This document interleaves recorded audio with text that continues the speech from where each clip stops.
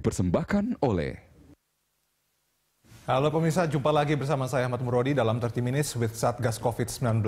Ya, sudah 9 bulan pemirsa pandemi COVID-19 ada di Indonesia. Dan kita tidak tahu kapan pandemi ini akan berakhir. Tentu dibutuhkan kebersamaan dari kita semua untuk meyakini bahwa COVID-19 ini betul-betul nyata dan berbahaya. Untuk itu menerapkan protokol kesehatan 3M, memakai masker, mencuci tangan dengan sabun, dan menjaga jarak, plus menghindari kerumunan sangat penting. Kita akan membahas bagaimana pentingnya menjaga iman, aman, dan imun dalam menghindari wabah. Pemirsa, inilah 30 Minutes with Satgas COVID-19 selengkapnya.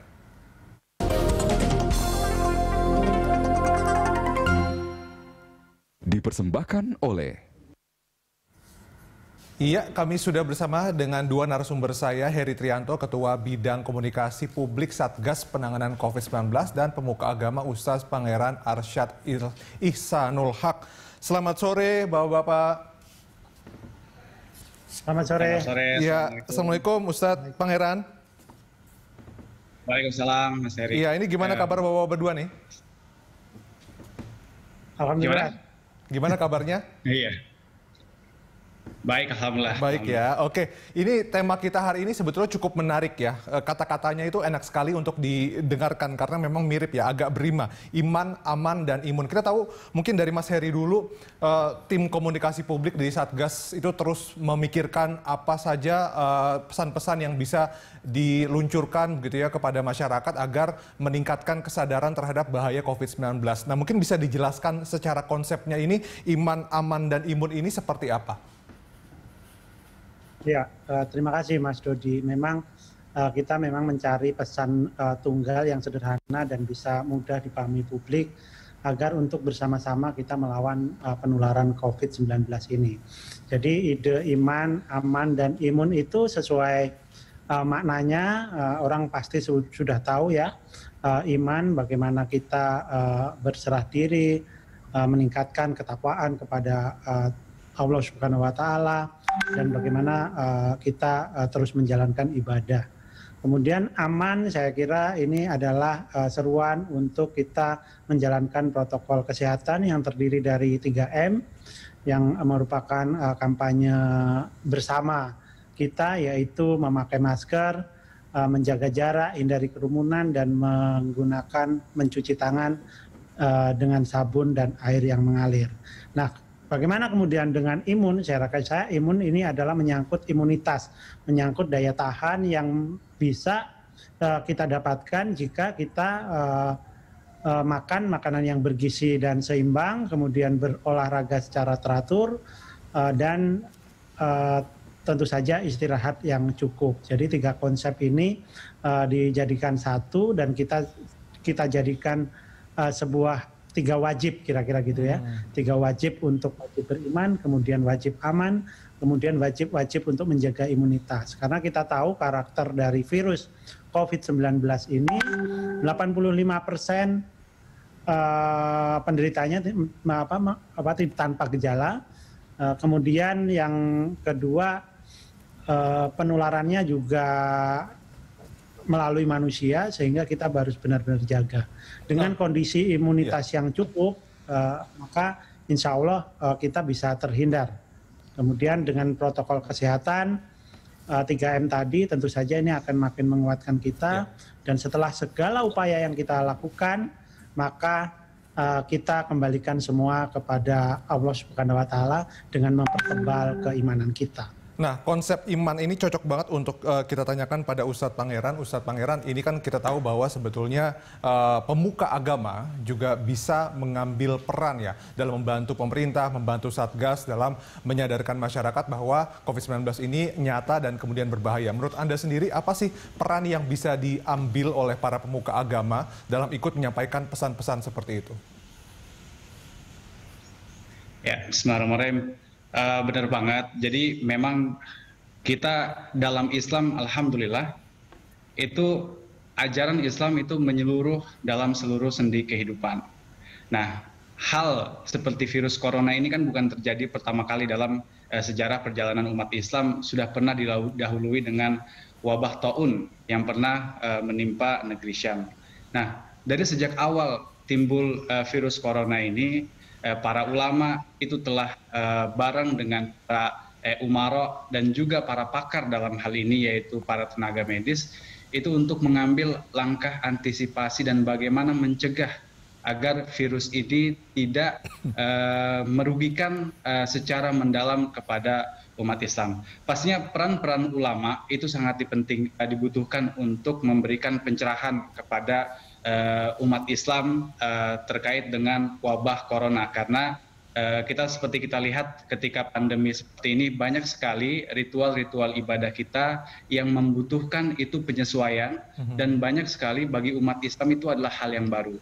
Maka dengan pencerahan dari para ulama, para alim, itu bisa memberikan ketenangan dan guidance ataupun bimbingan kepada masyarakat bagaimana kita menghadapi corona ini, baik dalam pikiran dan juga dalam perbuatan, seperti itu. Ya, Ustadz, ini kan sebetulnya sebagai umat beragama memang berdoa itu sangat penting, tapi jangan lupa juga dengan ikhtiar ya, ikhtiar dalam menghadapi wadah seperti sekarang. Bagaimana kemudian menyinkronkan, meningkatkan iman itu sejalan dengan meningkatkan imun, sesuai dengan tema dialog kita hari ini, iman, aman, dan imun. Ya, sebenarnya iman itu penting sekali, Mas. Karena ketika seorang beriman, dan kita tahu sekarang COVID ini menimpa bukan hanya di Indonesia, tapi di seluruh dunia. Kita harus pahami, ketika kita punya konsep iman yang kuat, kita paham ini adalah takdir yang memang Allah tetapkan. Di tahun 2020 ini, itu terjadi. Nah, kita tidak bisa mengubah takdir dari Allah Subhanahu wa Ta'ala, tapi yang bisa kita rubah itu adalah sudut pandang atas ketetapan Allah ini. Nah, ketika kita punya iman yang kuat, maka langkah yang kita lakukan adalah pertama, kita bersabar. Karena ini adalah kunci. Kita sekarang lagi diuji, maka kita bersabar. Lalu kita harus bersyukur. Ya kan? Ini kita tahun 2020. Ada yang sudah hidup 20 tahun, itu 20 tahunnya adalah sebuah kesyukuran. Baru diuji hanya dalam 1 tahun dari hidupnya. Apalagi yang bagi sudah hidup 50 tahun, dia 49 tahun hidup dengan sehat, sekarang hanya diuji di 1 tahunnya. Maka itu kita harus bersyukur. Dan yang ketiga, kita yakin ketika kita sedang diuji seperti ini, dosa kita sedang diampuni. Nah, ketika kita punya keimanan seperti itu, akhirnya kita tenang, kita bisa menerima wabah atau ujian ini. Akhirnya kita yakin kita tidak sendiri, ada hikmah di balik ini, dan itu akan memberikan sugesti-sugesti sehingga kita lebih stabil dalam menghadapi virus ini. Karena ini kan stres ataupun banyak pikiran ataupun ketakutan, itu justru bisa merendahkan ataupun melemahkan imun kita. Maka dengan keimanan ini kita yakin ada Allah yang selalu ada hikmahnya di balik ini, tentu stabil jiwa kita dan imun kita juga akan meningkat. Bisa kembali lagi dalam 30 Minutes with Satgas COVID-19, dan kita masih bersama Mas Heri dan juga Ustadz Pangeran. Saya ke Mas Heri sekarang. Mas Heri, kan pesan-pesannya sebetulnya sudah banyak ya. Ingat pesan ibu, dan kemudian tadi saya juga sempat melihat di iklan, jeda iklan, itu bahkan Padi ya, itu juga sudah menyanyikan lagu untuk supaya masyarakat itu aware dengan 3M itu tadi begitu. Tapi saya coba untuk bacakan sebuah data yang mungkin buat kita agak mengagetkan begitu. Menurut data BPS masih ada 17%, ini koreksi saya jika saya salah, 17% masyarakat yang merasa kebal dengan COVID-19. Ini bagaimana kemudian dari tim komunikasi Satgas memberikan pemahaman, memberikan edukasi kepada golongan masyarakat yang masih tidak percaya terhadap bahaya COVID? Ya, terima kasih Mas Dodi. Jadi memang benar itu surveinya dilakukan di awal September, jadi ada 17% masyarakat Indonesia merasa kebal. Jadi yakin bahwa dia tidak akan tertular. Jadi ya hidupnya ya normal aja seperti yang dulu-dulu. Dan 17% itu cukup besar kalau merujuk pada jumlah penduduk di Indonesia 267 juta. Itu setara dengan 44,9 juta. Artinya apa? Bahwa di antara kita, di antara 100 orang ini, 100 orang yang berkumpul misalnya dalam satu lingkungan, 17 orang diantaranya itu yakin bahwa tidak tertular. Nah, ini adalah menjadi tantangan besar sebenarnya, tidak cuma Satgas, bagi kita semua. Karena kalau itu terjadi, berarti kalau mereka tertular, mereka berkeliaran, kemudian ketemu dengan orang, mungkin juga menularkan untuk keluarganya, kemudian untuk lingkungannya, kayak gitu. Ini yang kemudian menjadi concern kami, bagaimana kami menekan, meyakinkan publik bahwa COVID ini adalah nyata. COVID ini bukan khayalan, COVID ini bukan konspirasi, dan kita tahu data tiap hari kita juga diupdate berapa ribu orang atau ratusan ribu orang di seluruh dunia sudah meninggal akibat penyakit ini, kayak gitu. Kita di Indonesia ada 400.000 lebih orang yang tertular COVID sampai hari ini, gitu.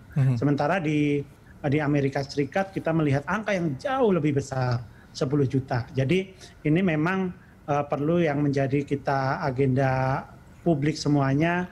Makanya kita tadi seperti yang dikatakan oleh Ustadz Pangeran, perlunya kita untuk bersama-sama melawan ini. Bagaimana umat juga harus menghadapinya, yang kemudian bagaimana juga mempertebal iman tadi, kemudian yang ternyata juga sangat relevan untuk mempertinggi imun. Makanya kami mencoba menyampaikan pesan ini secara mudah dan sederhana, bisa dipahami dan kemudian juga diaplikasikan. Selain itu survei itu menemukan juga, survei yang sama menemukan bahwa mayoritas masyarakat Indonesia itu sebenarnya sudah tahu, memiliki pengetahuan 3M, tetapi mereka tidak mau melaksanakannya. Nah, ini yang harus kita bersama-sama.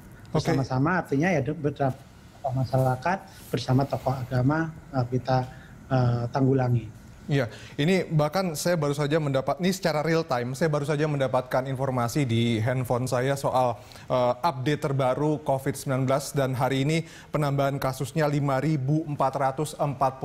Saya nggak tahu apakah ini rekor baru di Indonesia atau tidak. 5.444 itu angkanya banyak sekali. Nah, mungkin saya juga dalami soal tadi begitu ya, soal masyarakat. Anda bilang tadi ada sekitar hampir 45 juta orang yang tidak percaya. Ini apa sih tantangannya sebetulnya untuk bisa memberikan pemahaman, edukasi kepada mereka gitu, supaya mereka itu bisa mengubah mindset mereka, bisa mengubah pandangan mereka, dan juga mengubah gaya hidup mereka? Iya, memang ini tidak mudah ya. Kalau kita belajar kurva normal, selalu ada pendapat di kiri atau di kanan itu yang ekstrim ya. Ada data yang sangat ekstrim yang mungkin memang tidak mudah untuk kita ubah untuk kembali ke tengah gitu. Mungkin dalam pemahaman agama juga hampir sama ya Ustadz Pangeran ya, yang seperti ini. Jadi ada yang sangat ekstrim, tetapi ada sebenarnya cukup moderat. Tapi memang Mas Dodi, semakin kita ke sini, dan hari ini memang datanya juga cukup tinggi, ini menunjukkan bahwa penularan itu masih terus terjadi. Mungkin 5.400 itu adalah rekor tertinggi selama ini. Karena kita tahu seminggu yang lalu itu kita menjalani liburan panjang kan, cuti bersama yang juga tidak henti-henti kita untuk melakukan menghindari kerumunan karena mobilitas orang bertambah, dan itu selalu linear. Padahal setiap liburan ada mobilitas bertambah, kerumunan terjadi, penularan akan meningkat. Jadi ini sudah 3 kali kita mengalami. Makanya kita tak berhenti-henti untuk kemudian mengingatkan masyarakat. Ayo loh, ini nih ada nih, kita mau apa nih? Kita mau seperti ini terus kayak gitu. Kita nggak mau disiplin. Kita itu hanya perlu patuh dan disiplin kok.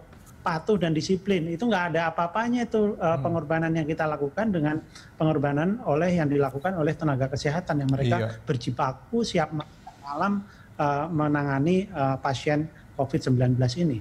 Nah, ini saya langsung ke Ustadz Pangeran. Ustadz Pangeran, Anda tadi sudah bisa mendengar percakapan saya dengan Mas Heri bahwa ada 17% penduduk Indonesia, mungkin kalau di total-total bisa jadi 45 jutaan orang yang masih merasa kebal, masih merasa tidak akan kena COVID, atau mungkin tidak yakin COVID itu ada, atau mungkin bagian dari konspirasi dan sebagainya. Bahkan saya sering dengar beberapa orang ya, ini ya mungkin dengar dari beberapa orang gitu, ya sudahlah, ini pasrah saja, kalau memang kena itu adalah takdir dan sebagainya, itu adalah cobaan dan sebagainya. Bagaimana kemudian, ini mungkin dari pendekatan agama, bagaimana kemudian mengubah persepsi orang-orang yang seperti itu?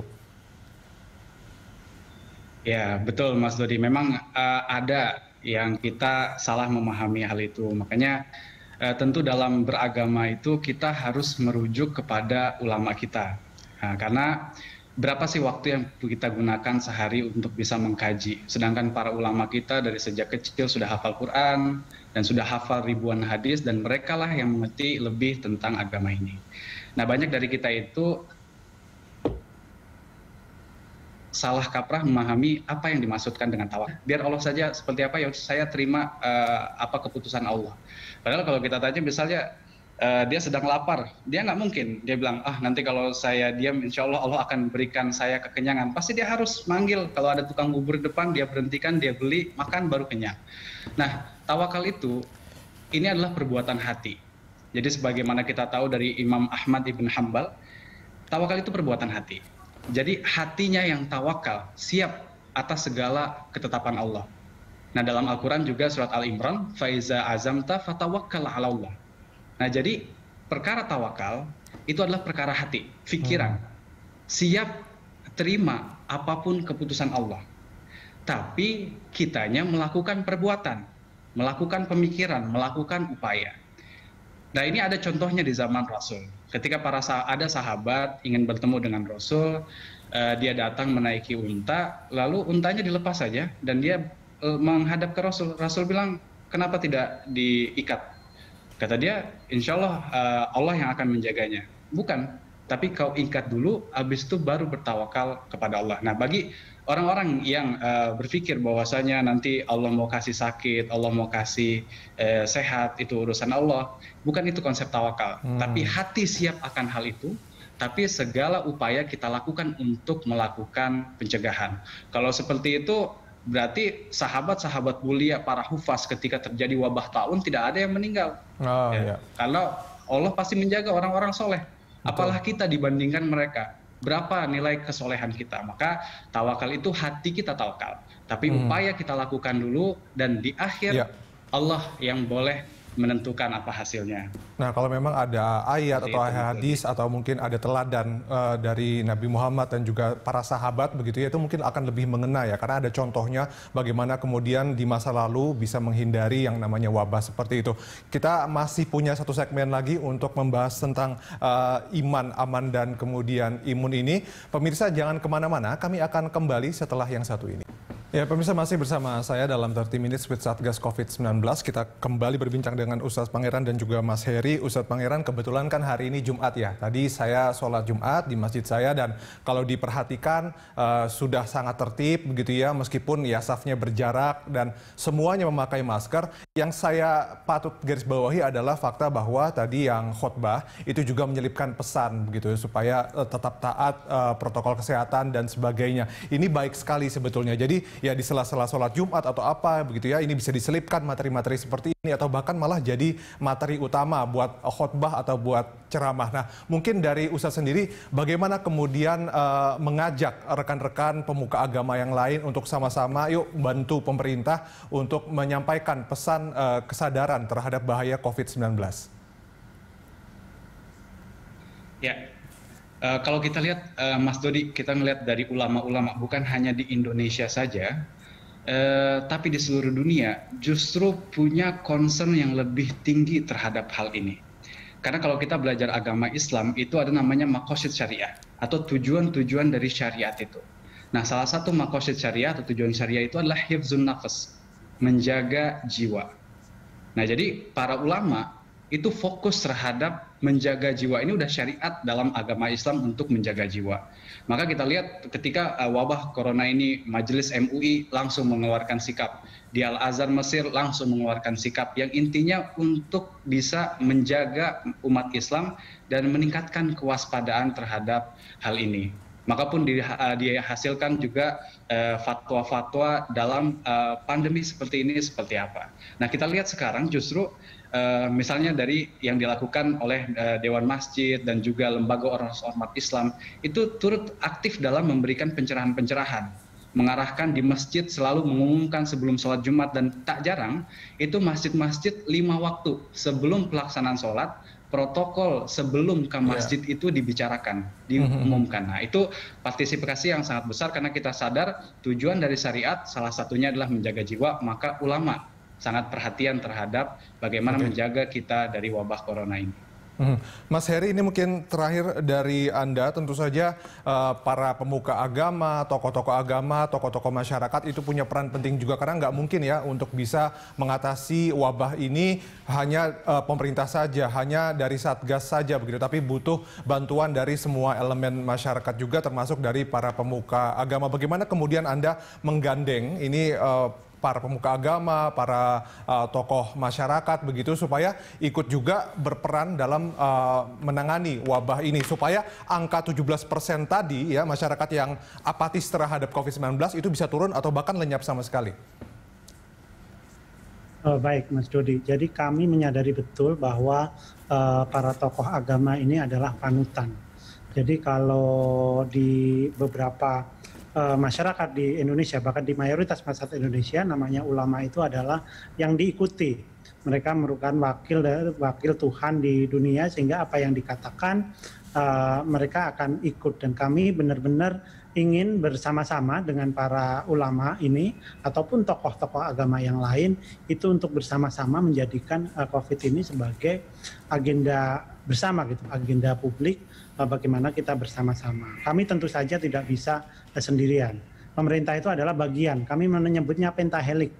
Jadi pentahelik itu terdiri dari berbagai elemen, ada pemerintah, ada pemangku kepentingan lain seperti tokoh masyarakat, budayawan, tokoh agama dan lain-lain, yang kemudian mereka ini juga berada di garda terdepan untuk menanggulangi COVID.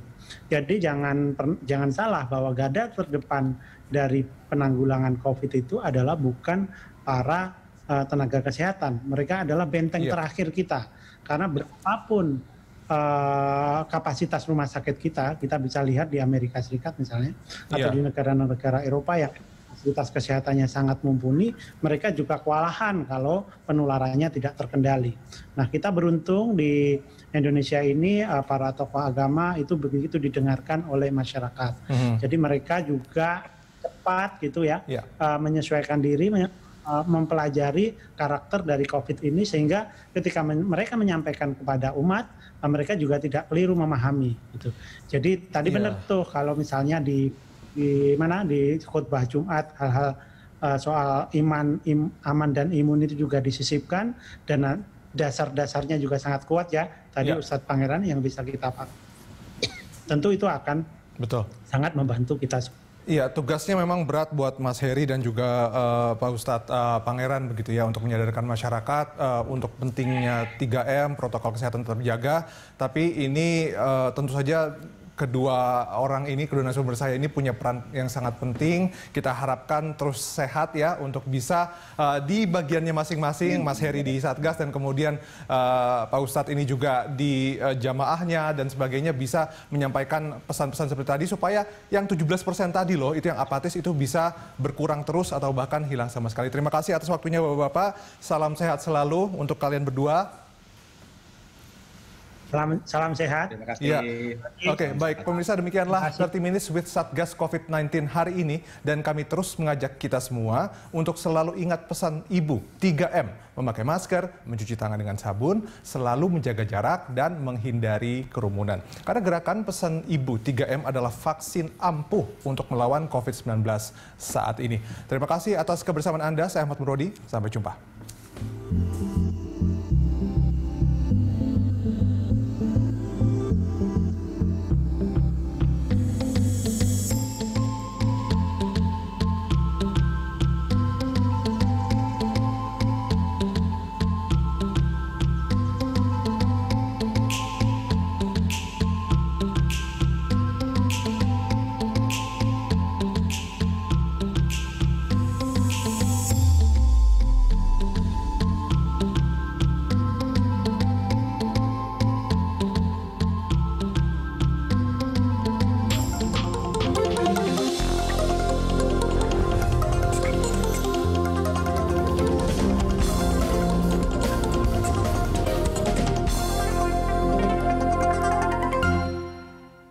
Dipersembahkan oleh